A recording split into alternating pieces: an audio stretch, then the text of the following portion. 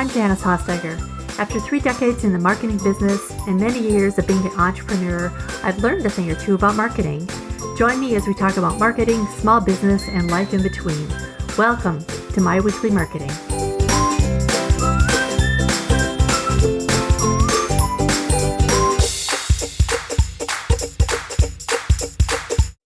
Branding is something that we all know is important to our business. But the challenge is, how do we create a strong brand for ourselves? I know from working on my own branding and by working with others, once you have it right, it makes a huge difference in how you communicate and the customers that you draw. But getting there can take some steps. Today, I'm sitting down with Deevo Tindall, the brand storyteller. Deevo is a brand strategist who helps entrepreneurs build brands that reflect who they are and what they want to communicate to the world. Deevo definitely has a no-fluff approach to branding, showing people how to use their voice, tell their story, and create brands that are magnetic. His specialty is helping you translate who you are into something people can instantly feel, so your brand stops blending in and starts doing the heavy lifting for your marketing. If you struggle with building your brand, buckle up. This episode will give you the clarity you need. And just as an alert, this episode does contain a little adult language. Nothing wild, but if little ears are around, you may want to pop in some headphones. Let's dive in. Hey, Deevo, welcome to My Weekly Marketing. Thanks for having me, Janice. I appreciate it. So I'm just going to dive right into the questions here, and then we'll get a little bit into your own story. No foreplay. What's the simplest way that you can explain what a brand really is? A brand is every single touch point on your customer or potential customer's journey. Every single opportunity they have to see, smell, taste, hear, watch, consume, read, every single piece about what your business does or the value that you bring to the world. If they have an opportunity to see that, consume that, that is your brand. Love it. When you look at other small businesses online, what do you notice is missing? When you look at a brand and you say, that's maybe not there yet, what is it that you would notice? Well, I don't know if there's any one thing that every brand suffers from. I think there are some potholes that need to be shored up. Consistency, for one thing. Their website says something, their podcast says something different. They have a different logo or a different message on their social media or their social or no social media at all. How they talk about themselves, how they dress, for example. Like I go to weekly networking events and, people are out there trying to sell a service, but they'll walk in flip-flops and sweatpants. And I'm just like, that may be, if that's your target audience, that's cool. But if that's not the brand you want people to receive and sort of have a better discernment and understanding of who you are, then you kind of have to dress the part, right? So I think probably consistency and clarity around exactly who they serve, exactly what they do, why they do it, how they do it, the solution, the superpower that they bring to the table. I think a lot of times people get caught up in this whole idea of like speaking about what they love to do, but they forget to talk about the solution and they forget to talk about it from the person they're actually trying to sell it to and how they would benefit from the service. So there's not any one thing. I guess we could boil that down to consistency and clarity. I would be a kind of a fun way to say it. Yeah. I think you're right. I think a lot of times people kind of forget about the brand that they portray themselves, like you said, a networking event, or although I also have met people that carry the branding to an extreme where if their brand colors are blue, then everything they wear is blue kind of thing too. So, which probably isn't a bad thing, but to each their own in that space.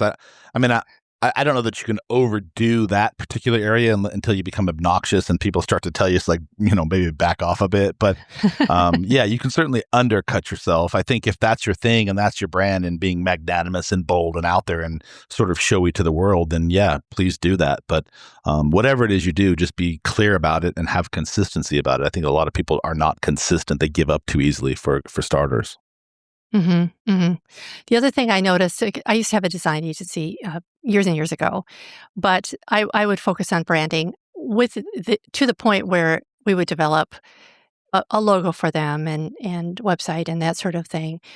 And a lot of times I get pushback when I would say, let's look at your core. What are your reasons for being in business? And a lot of all of those things. Do you feel like sometimes people miss that part of it, the core? Different strokes for different folks. I think that there is a population in small business that has gone overboard about sort of the more woo-woo stuff. But I think generally, by and large, most people don't put branding and personal development in the same bucket.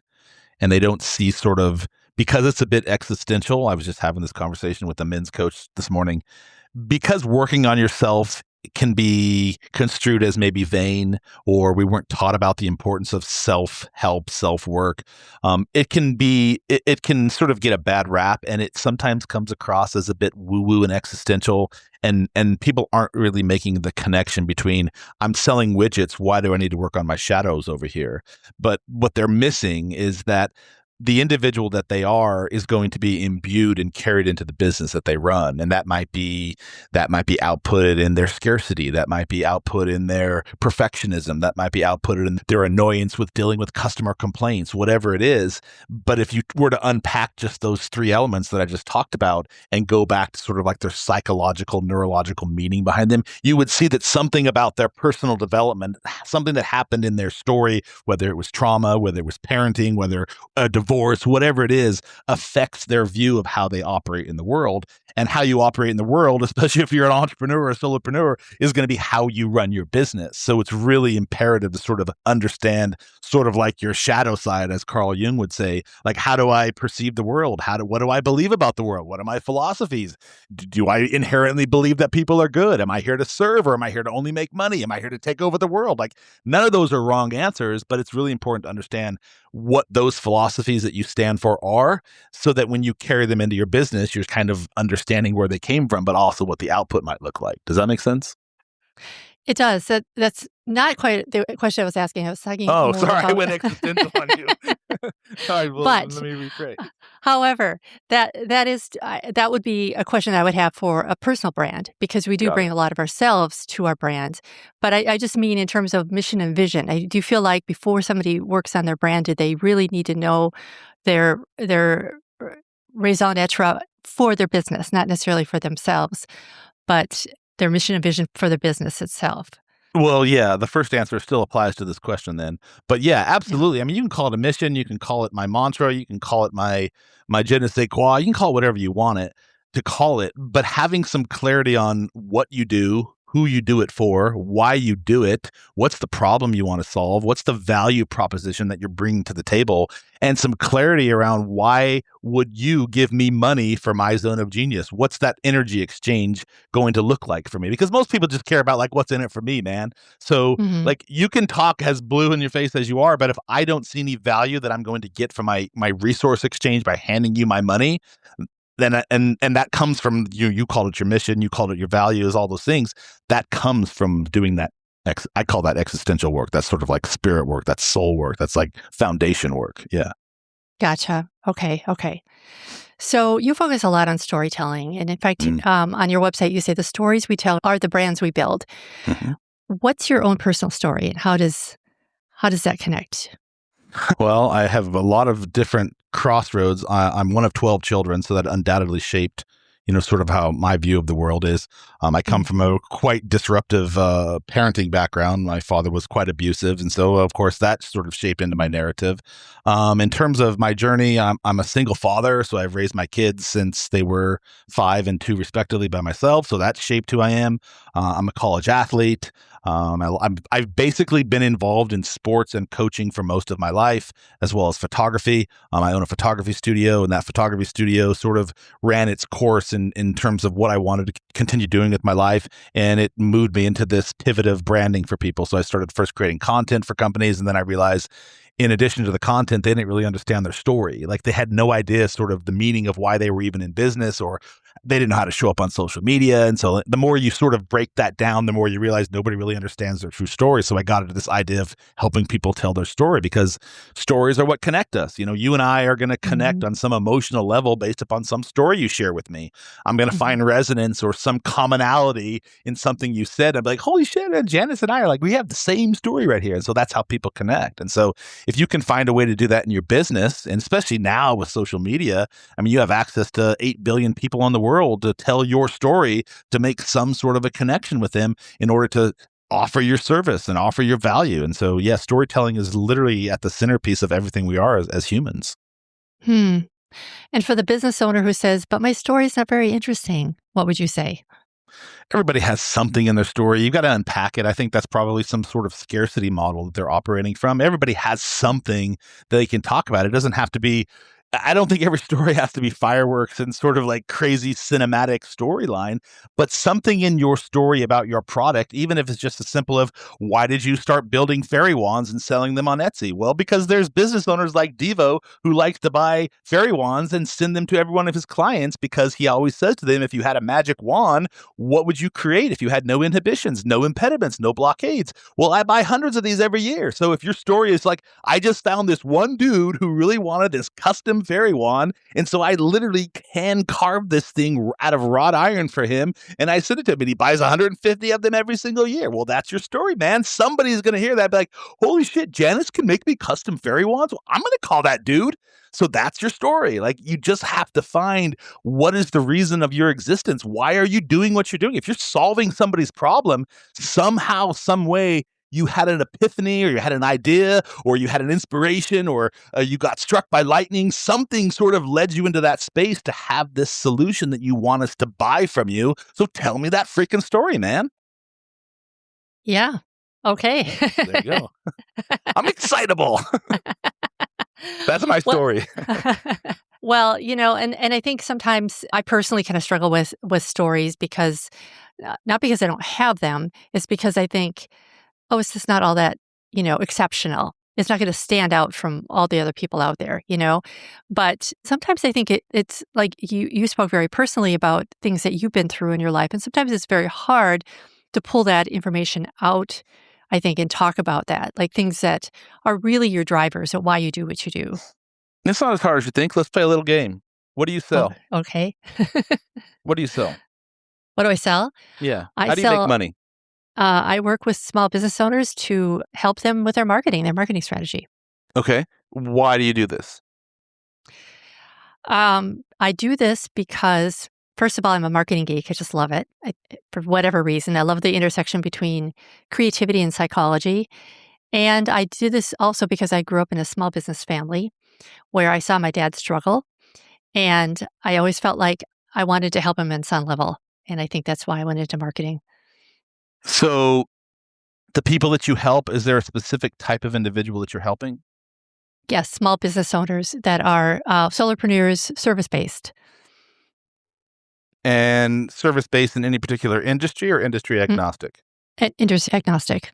And how long have you been doing this? In some way, shape, or form since I graduated from college, so more than 30 years. And you make money doing this? I do.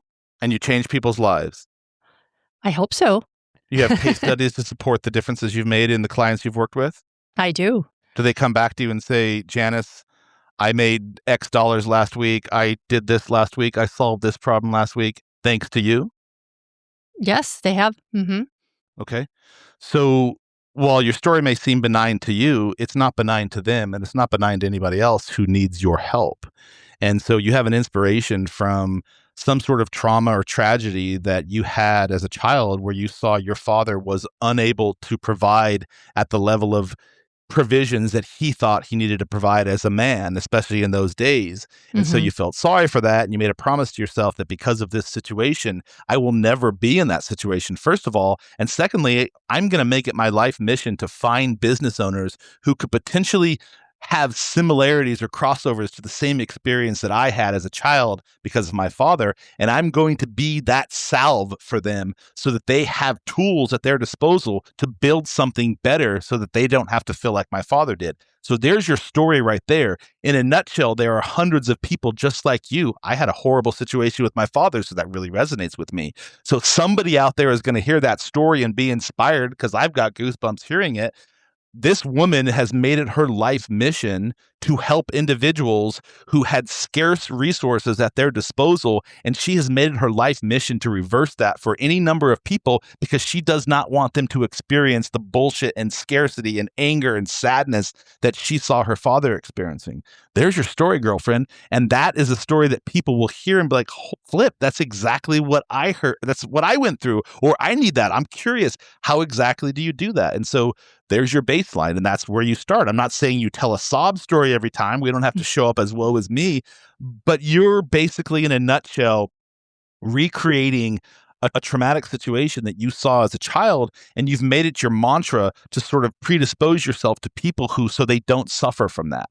So somewhere in that storyline, you're solving a problem for people who need that, and that is your story. And I don't find that to be very boring or benign at all. That's very good. Thank you.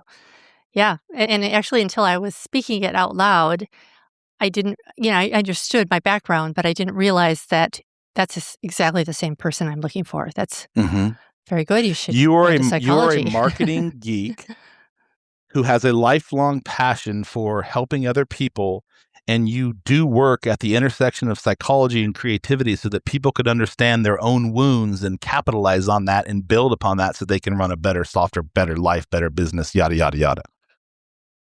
Wow. Okay. Thank you. That's messaging.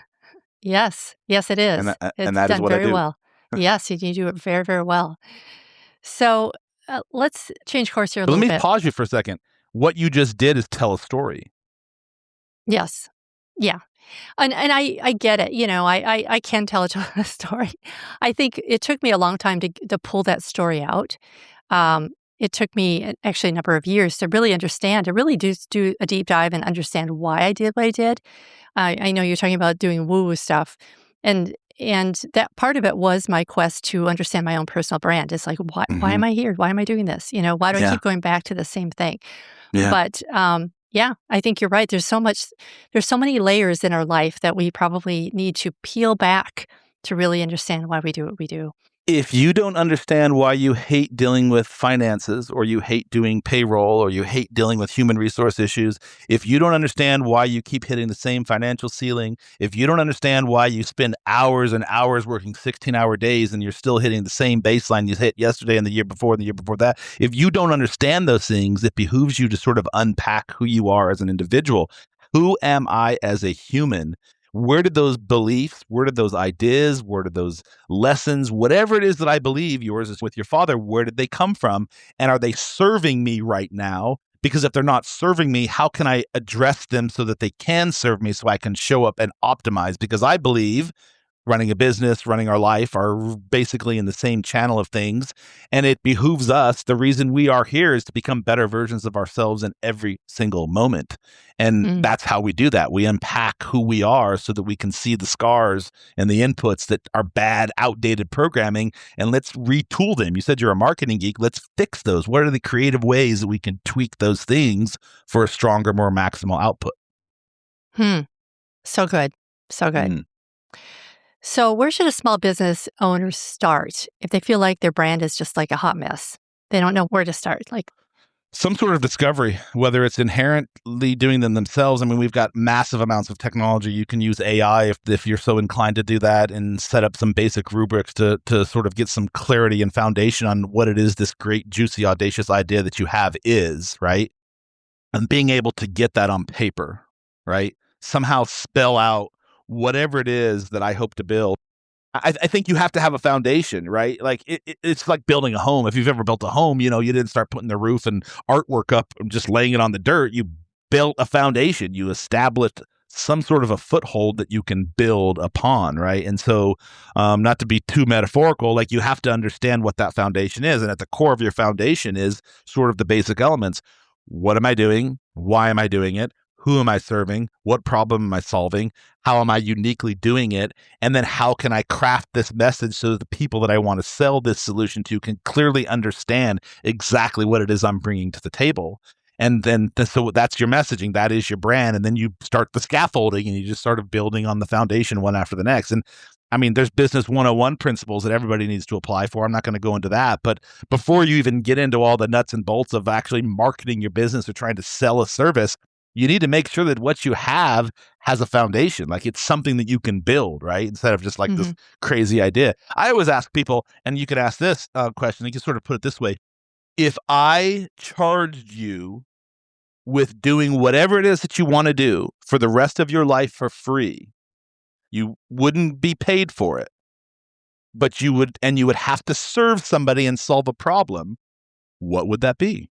What would you do if you never got paid for the rest of your life?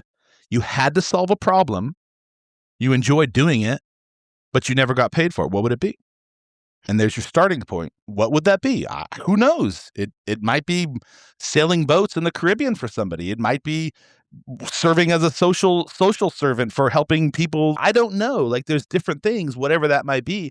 But once you have that, then you can start to figure out how to monetize that and make revenue from that, or serve, or whatever it is that is sort of like motivates you, right? And then, but even that, you still have to have a story to it. That what is your story for that piece that I just asked you about? Yeah, I agree. Coke has a story. Nike has a story. It's not just for personal brands. Everybody has a story. Yeah. I think what I see a lot is maybe they have a career. Maybe, let's say they're a bookkeeper. And so they decide they want to launch on their own and go out and start their own bookkeeping business. The last thing they're thinking about is a personal brand. They may think about a logo or some colors. But is there something that are like non-negotiables? Now, we just talked about the story, of course, but that every brand needs before they start pouring energy into that content or ads? Like, how does one go back and kind of reverse what they just did? Or maybe they don't just reverse it. So they're already in business and they've already started something, but they're not getting any success. Is that sort of the story where they're just coming across as a little bit vanilla?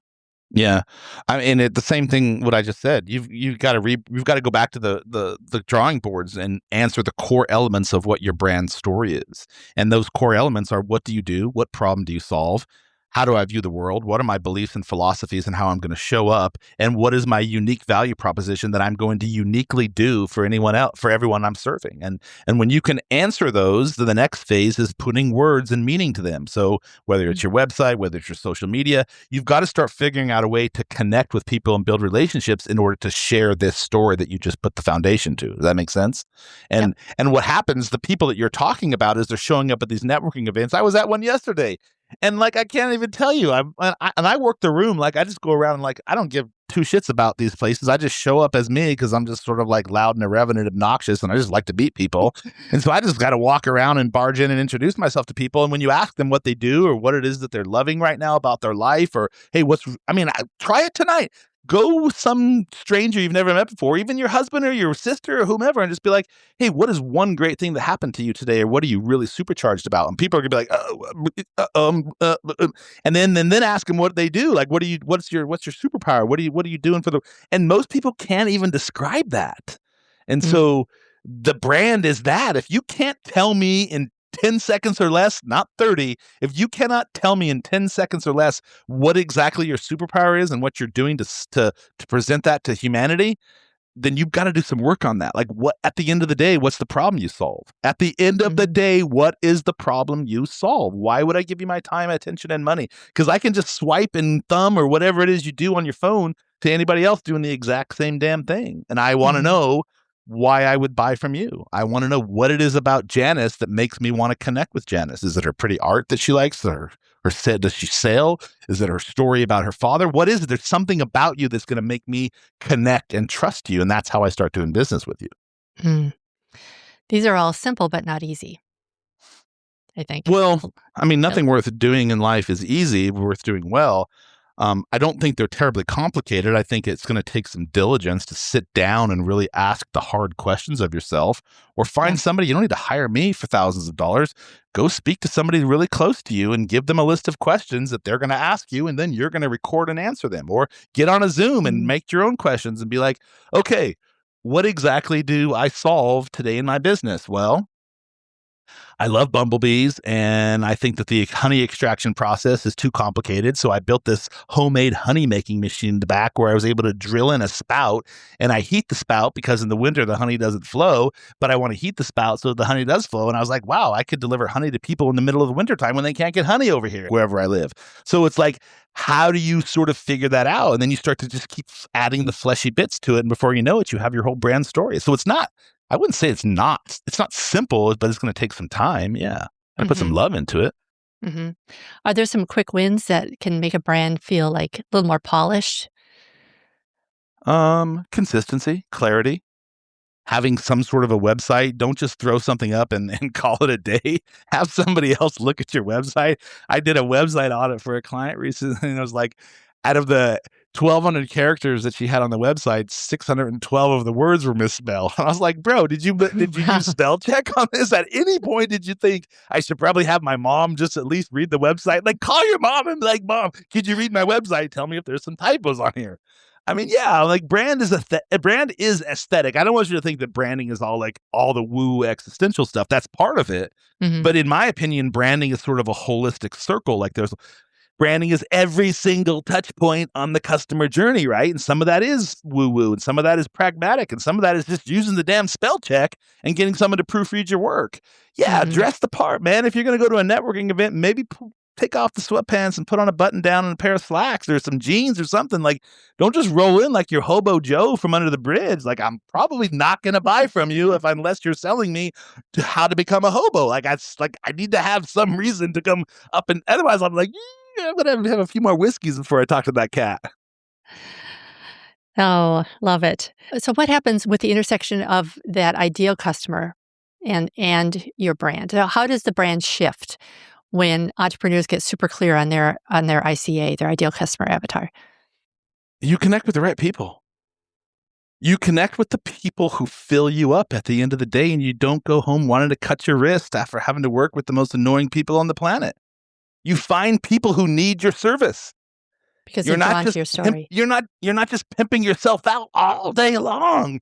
People are starting to hear about you, and word of mouth spreads. And like Janice is like, man, I just spoke to that guy Deevo, and he literally in 1 hour completely clarified my 10-second pitch. Like, you got to talk to him. And what it does is it capitulates and it ripples, and like you suddenly start filling in the flow. Like, that's the thing. Like, we spend these lives feeling like we have to, like, you ever seen the old Dunkin' Donuts commercial? We're probably roughly in the same age category where the dude would roll up at 5 or 4 o'clock in the morning, and he was like a mustache little tubby guy, and he'd be like, time to make the donuts. Yeah. And he just hated his job, but he had to make the donuts every single morning. Like, bro, you don't have to live that life. Like, you could actually find a flow state where you're attracting the right kind of people and doing the things that really matter to the world and making an actual difference. And you can come home and look at yourself in the mirror and be like, wow, I kind of like that dude.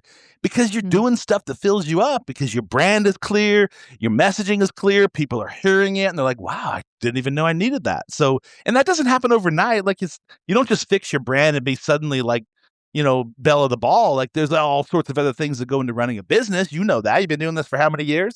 But the brand is the foundation. And once you have that down, it just makes everything easier. It allows you to talk about the things you love easier. And people pick up on energy, man. If I showed up on your podcast like this and I was just like, yeah, sure, Janice, whatever, No, man, I'm like, this is who I am. If you met me in person, this is who I am. And some people are like, whoa, that's a lot, Deevo. I don't know. But some people are like, wow, I really like that dude. I can really kind of work with that guy. So that's your brand. Like, be in love with what you're doing. I love that answer. I mean, I think there's a lot of times that especially when we're starting a business, we feel like we maybe will look at somebody else that's doing something similar to what we're doing, and we sort of try and mimic them for a bit, just because we're uncomfortable with it all, and they're successful. So we kind of can lose ourselves in that. And I see this quite a bit with customers or clients, because they don't feel comfortable portraying who they really are because they think it's going to repel some people. But the reality is that that's a good thing, because you want to repel the people that you don't want to work with, right? Mm-hmm. Is that what you're kind of saying? 100%. You just reverse engineered that. If you're repelling people, that means either you're being a dick, but if you're not being a dick and you're just showing up as your genuine, kind, loving self, and people are repelled by that, those are not your people. Do yourself a favor and pat yourself on the back. But if you are showing disingenuous and you're showing up as somebody that you're not, that's a game, man. You're wearing an imposter suit and you cannot carry that forever. At some point, the leaks are going to come out. And the leaks are going to generally start with you first. And you're going to get burnt out and you're going to be tired of holding up this lie. And you're just going to finally be like, I'm done. I'm out. So, yeah, find your zone of genius, whatever that is, and figure out a way to tell that story, share that. I think people always, I know we got to make money, but I do genuinely believe in my heart of hearts that the reason we are here as humans is to experience life and to be part of a community. And running businesses is part of that community. You're providing a service that's helping someone in some way, shape, or form become a better version of themselves, whether it's the grocery carts you sell or the advertising that you do or the marketing genius that you apply, whatever it is, you're helping somebody in some way, shape, or form. And if you can figure out how to help somebody and get paid for it, you just got the buy one, get one free of life. And that's the thing that's going to make you feel good and have more success. Awesome. The thing with marketing, if you do anything in marketing for, half an hour, you would realize that things change at a pretty rapid pace. But I feel like branding is branding.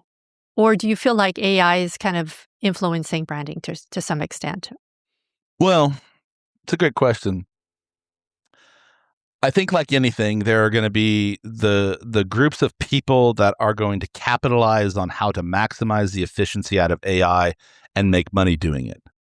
But I also think there's always going to be a group of people that would rather have the human touch of things, would rather let somebody else do that for them, would rather pay someone else to do that for them. There's always going to be sort of those two camps, right?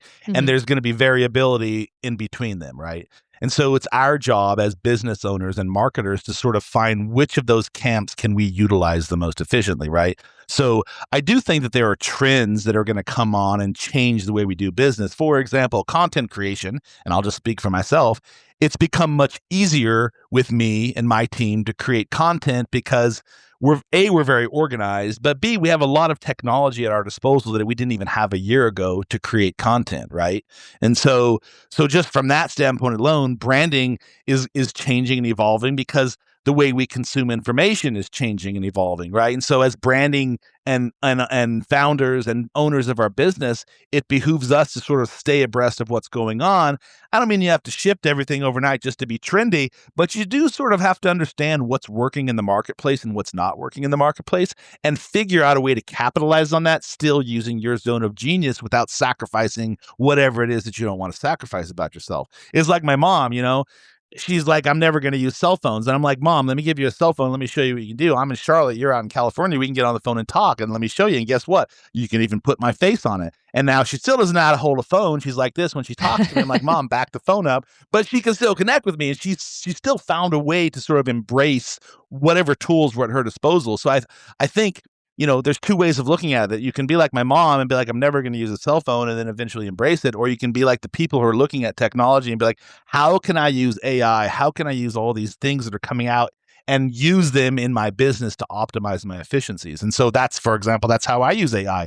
We use it for content creation. We use it for running data checks on stuff that we're using psychometrics on. Like, for example, if I was working with you, I'd do a full case study on anybody in your market that would potentially be a competitor of yours, and not necessarily to look at them as competition, but what are they doing that's working for them? And so that we can take a look at what you're doing and what's not working for you, and how can we now maximize that? And they might just have other tools at their disposal. So we've adopted AI to sort of integrate into our research model. So yeah, like I think it's going to change, but what hasn't changed? How long have you been in business?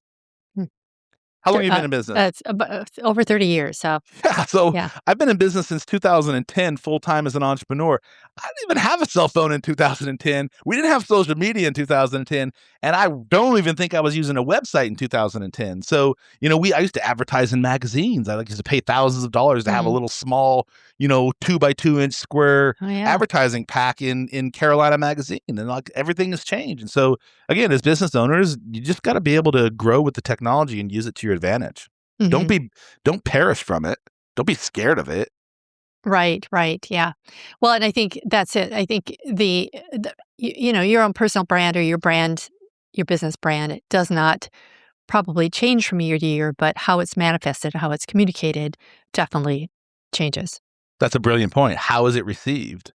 And I think that's Mm. another really cool point you should draw on if we can for a second. A lot of times we think when running our business, we're only telling it from our point of view. It's really important to understand what's our customer's perception of our point of view.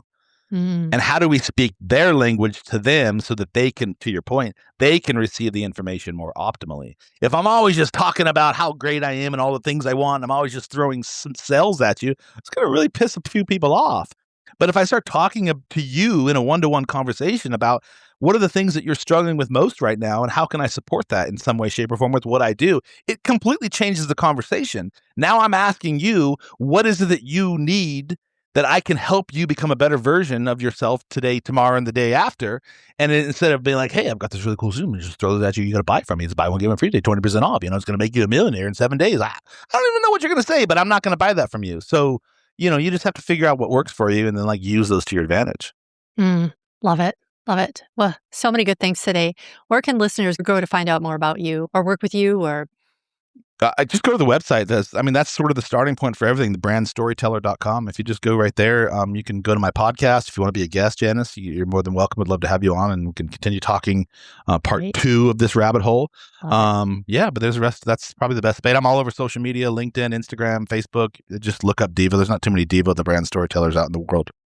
I got the market on that one. That's awesome. So we'll put the links in the show notes as well. So Brilliant. Thank you so much, Deevo. I sure appreciated our talk today, and I learned a lot too. So win-win. So I appreciate it. I hope that was great for everyone else too. Thank you for having me on the show. I appreciate it. Deevo dropped so many great gems today. So for more information about anything we talked about, visit myweeklymarketing.com/144. Thank you so much for listening. I will see you next time. Bye for now.